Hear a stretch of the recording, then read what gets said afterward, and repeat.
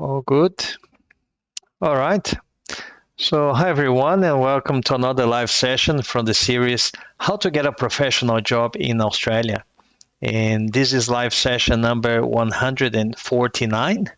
Yes, which means that for the last 149 weeks, I am here every week talking about a subject related to the validation process or to get a job here in Australia. And tonight, I'm going to talk about some hints how you can improve your cover letter to increase your chances to be shortlisted to a professional interview. But first, for those that don't know me, my name is Gerson Ida, and I'm the founder of the website www.engineersinaustralia.com, a website that I created 3 years ago to share content of value and useful information to help you in the journey to validate your engineering qualification in Australia.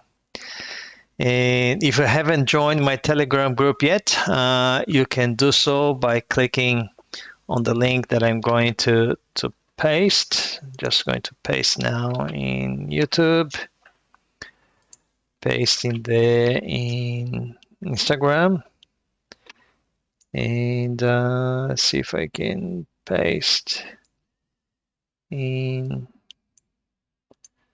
Facebook. Yeah, it's been something that I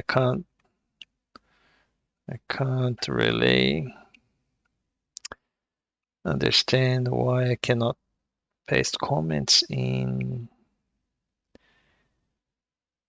Facebook.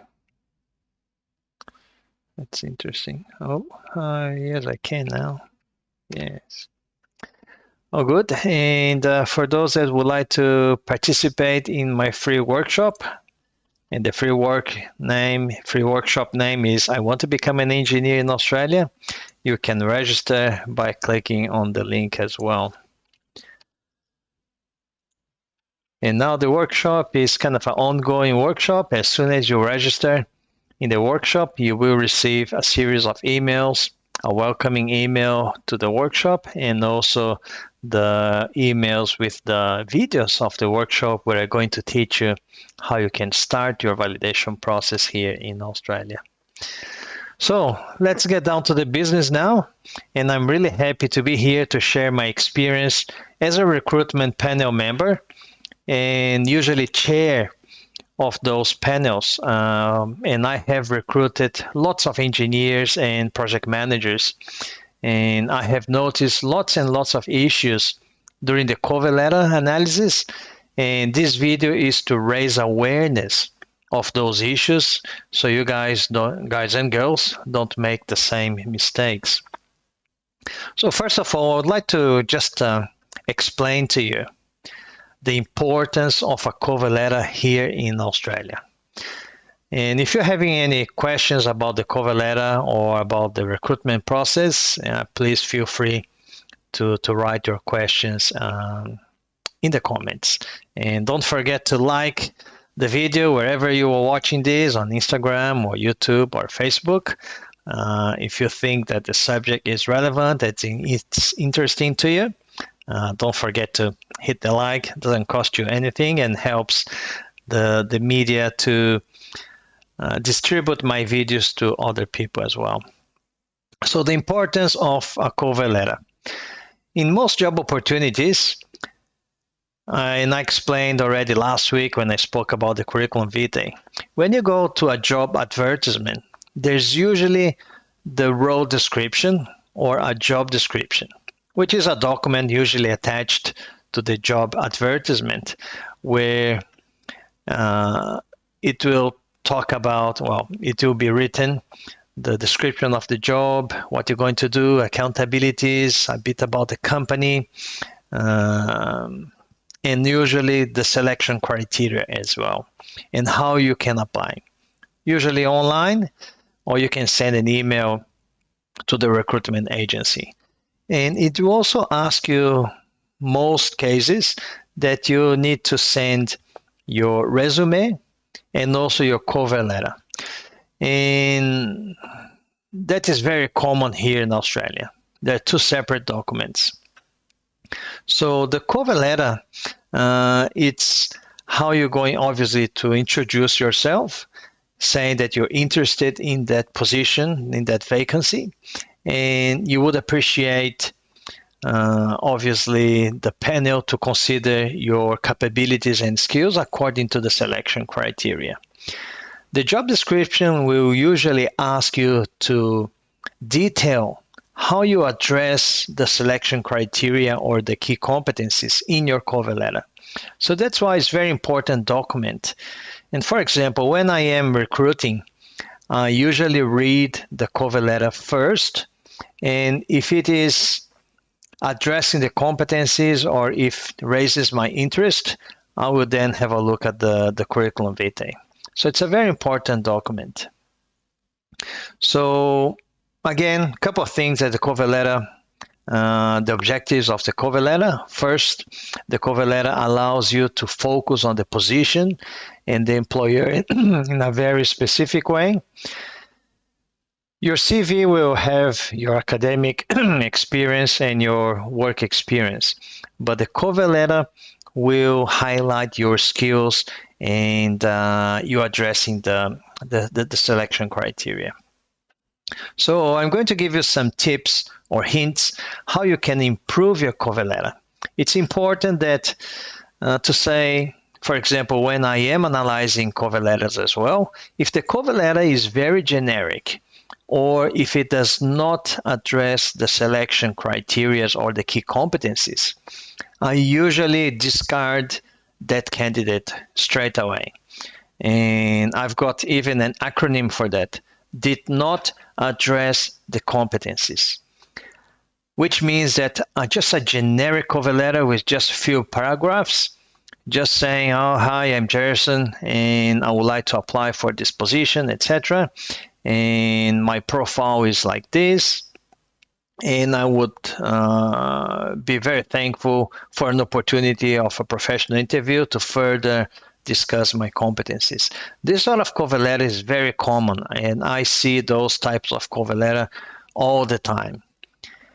And what does it tell me? It tells me that the candidate didn't really put a lot of effort in the cover letter. Probably the candidate even didn't read the position description because it doesn't say much. And usually the position description says that you need to address the selection criteria in your cover letter. And if the candidate didn't do that, it's because probably didn't even read the position description. So the tip number one would be to consider the cover letter as a document more important than the curriculum vitae. Why is that? Well, first of all, the applicants or yourself, if you are going to apply for a job, you may invest a lot of time in your curriculum vitae or your resume. And a lot of you guys don't pay much attention to the cover letter. And I classify that as a very serious, almost fatal mistake in your job search journey. And again, as I said before, if I get a very generic cover letter that doesn't really address the key competencies, I usually discard that candidate. It's not just me. Usually the recruitment agencies, they also discard. Why is that as well? You need to remember that today, when you advertise a position, there's usually lots and lots of applicants. So the recruitment panel doesn't really need to focus on those applications where the application is not good at all. And not being good at all means that the cover letter is very generic or doesn't really address the competencies. So make sure that if you're investing a lot of time in your CV or your resume, make sure that you also invest a considerable amount of time in your cover letter. Another tip that I would like to give to you would be to customize your cover letter.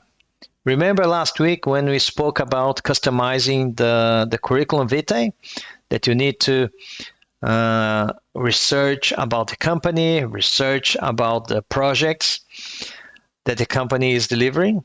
It's similar thing to the cover letter. And this is a strategy that will make your cover letter much more likely to be appreciated by the panel members.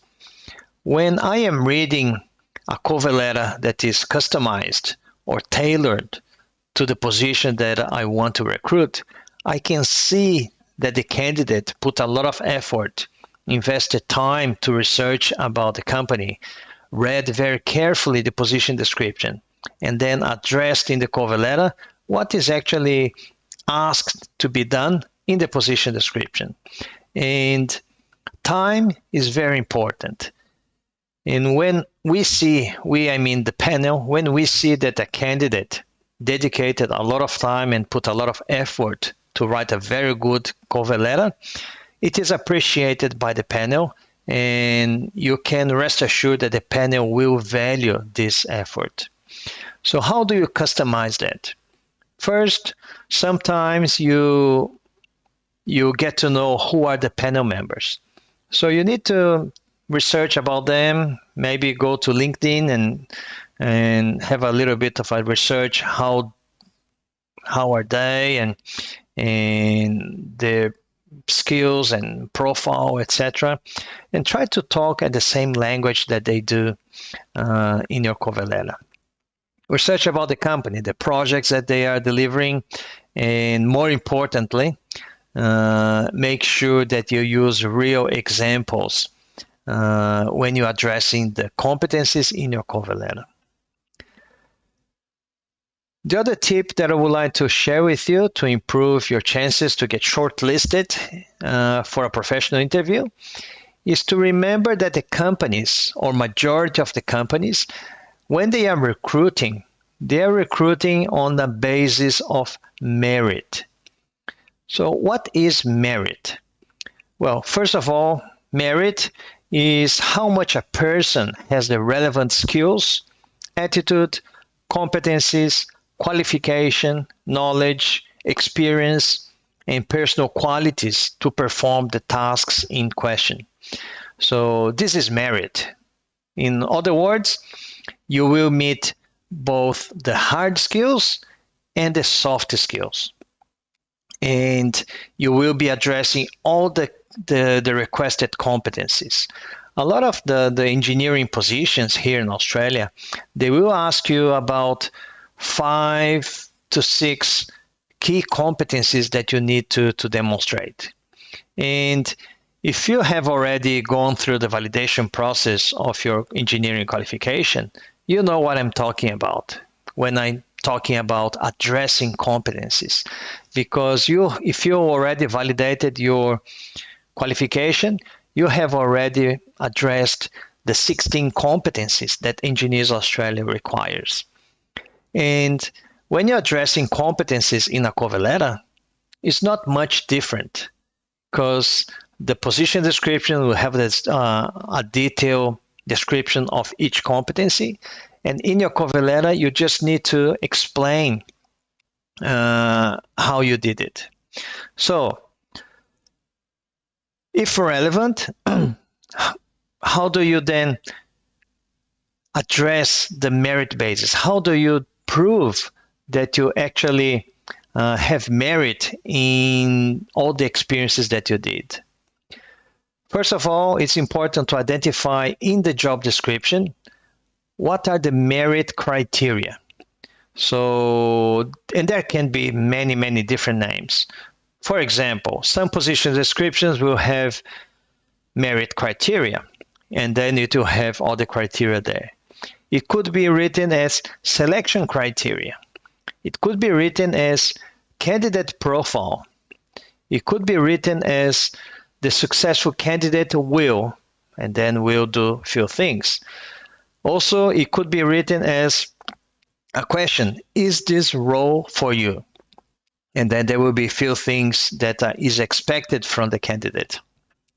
Merit criteria could be also known as key attributes, capabilities, core capabilities, key competencies. So all of those terms, they could be the characteristics of a merit-based recruitment.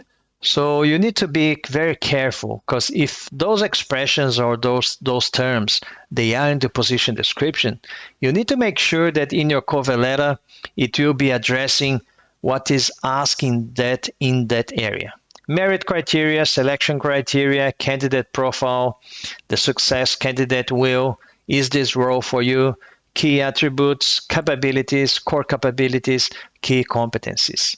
Don't forget about those terms. And the other tip would be to be very clear when addressing the competencies of selection criteria and utilize very real examples for when you have achieved those positive results. So let's say that you are applying for a job. You're applying for a job as a structural engineer. And one of the key selection criteria or the key competencies is about structural bridge design, for example.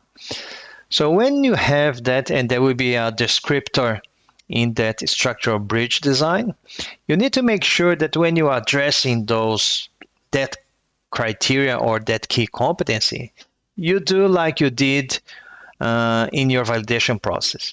You use real examples. Select a bridge design project that you did, and then describe what was the problem, the options that you took to do it, and then how did you come up with the option that you chose, and how do you implement that, and what was your result. In very briefly, obviously, if you have 5 or 6 key criteria or key competencies, you will have probably 2 or 3 pages in your cover letter. So you need to be very brief in your evidences, but make sure that you use real evidences and the outcomes and the results that you have achieved in that example. But it's very important. It's very, very important that you use a real example, evidences, results, positive results to demonstrate your competency. Obviously, in a professional interview, if you are shortlisted, you will be given a further opportunity for you to demonstrate those competencies. But if you manage to put in your cover letter the real examples that demonstrate your competency, your chances to be shortlisted will be really, really good. And again, I'll repeat, if you can address your selection criteria using the problem-solving methodology, you describe the problem, and then you list some of the options, how did you choose the preferred option, how did you do to implement, and the outcomes, and your participation in that, you probably have a very good chance to be shortlisted. At least myself and my colleagues, when we are analyzing applications, these are usually when we see that somebody is very structured in demonstrating the key competencies, those are the applications that usually we pay attention and we shortlist those candidates. Another example is, for example, if the selection criteria, obviously you're applying for an engineer job, if the selection criteria is engineering knowledge, and this is very common selection criteria when you're applying for an engineer job. It could be a civil engineer, a mechanical engineer, whatever engineer you are applying, there could be a selection criteria called engineering knowledge. So in this case, the candidate should give an example of what was the engineering problem that you faced, what was the problem-solving methodology that you used, what were the strengths and weaknesses of the solution options, because that shows your analytical thinking. I've got a problem, I've got solutions, I've got pros and cons, and then I decided about this option, I did this to implement, and the results that I achieved were those. Very logical and analytical.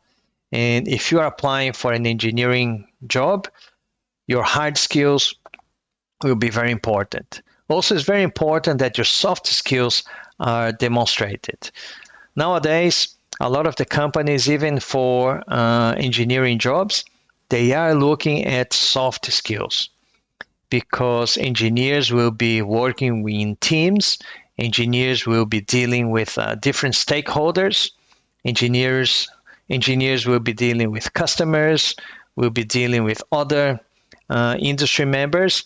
So very important that in your cover letter you also demonstrate your qualities in your soft skills as well. All right. Just going to check if there is any question there. Yeah, Lucas is asking in Instagram, how do I find out who is in the panel? Yeah, that's a very good question, Lucas. It will depend on the company. For example, in our I work for the Department of Transport and Main Roads, and when we are interviewing, especially for higher level positions, when we send the invitation for a professional interview, we usually tell who is going to be in the panel. We want to be transparent, and because I know that if the person does a little bit of research, it's because a person obviously has, how can I say, things a little bit outside of the square and try to do something different when it comes to the professional interview. So the person will know a little bit about me, will know a little bit about my colleagues in the panel. So we put who's going to be in the panel. But many companies, they don't. You may be able to ring, for example, the recruitment agent and have a chat with the agent, and perhaps the agent will tell you who's going to be in the panel. If they do, good, you have an advantage because you can research about them, and in your cover letter, especially in the interview, you can then talk about things to build a better rapport with the panel members. So, but it's not always. But if you do, you need to take advantage of the information that you're getting. All right. Yeah, I think that's just conscious of time. I know that I started a little bit late, but I'm just going to recap then the few tips that I gave to you guys tonight to improve your cover letter. The tip number one, to consider the cover letter as a document more important than the curriculum vitae. Tip number two, to customize your cover letter to make sure that the panel has a good appreciation of your effort in researching about the company and addressing the selection criteria. Tip number three was that for you to remember that the companies are usually recruiting on a merit basis, and that's important for you to identify in the job description what are the selection criteria or the key competencies that you need to address, and also to be very clear when addressing the competencies or selection criteria. If there are, let's say, 5 selection criteria, make sure that you put selection criteria number 1 and then repeat the name and then use your examples. Selection criteria number 2, repeat what the selection criteria is and then put your examples, and then so on. Selection criteria number 3, 4, and 5. Don't put everything in just one big body of text, because that makes a little bit confusing. Make sure that if you have selection criteria, you separate them and then use your evidences under each of those selection criteria. All right. And don't forget, if you want to register to my next free workshop, remembering now that the workshop is an ongoing one. If you register today, tomorrow you're going to get the first email with the first video already. So the link is in the comments that you can register for free, and making sure that you check your email just to check if you got the confirmation of your registration. If you haven't, perhaps it went to your junk mailbox. And if it did go to your junk mailbox, I suggest you to save my name and my email address in your contacts and put as favorites so it doesn't really go to the junk mailbox. And if you enjoyed the session, please consider liking the video, and also visit my YouTube channel and consider subscribing to my YouTube channel as well. So I hope that those tips, they've been helpful for you tonight, and that you can maybe draft your cover letter and send. Obviously, do not send a generic cover letter, and do not send the same cover letter to every single position that you're applying for. Make sure that you customize and tailor each cover letter. I know it does require more effort and does require more work for you, but if you're trying to get a job as an engineer, you need to invest, you need to put some effort in. All right? And next week on Sunday, I'll be talking about the validation process, and the theme is going to be how you can validate your engineering qualification if your work experience is not suitable here in Australia, or if you don't even have any work experience at all. This week I got few questions from few engineers about this, and I decided to talk about this theme again. It's a theme that comes every so on. I spoke already about this topic before, but the audience is always renewing, so there's always going to be engineers that they don't know how to do. I don't have experience at all. How can I do to validate? Or they worked in a different field in their home country, and they cannot use that experience here in Australia. All right. Thank you very much, guys. And thanks for your attendance. Enjoy the rest of your Sunday. And for those in Australia or here in Australia, enjoy your public holiday tomorrow, Monday. And I'll see you next Sunday, 8:30 p.m. Brisbane time. Thank you, and I'll see you then. Bye-bye.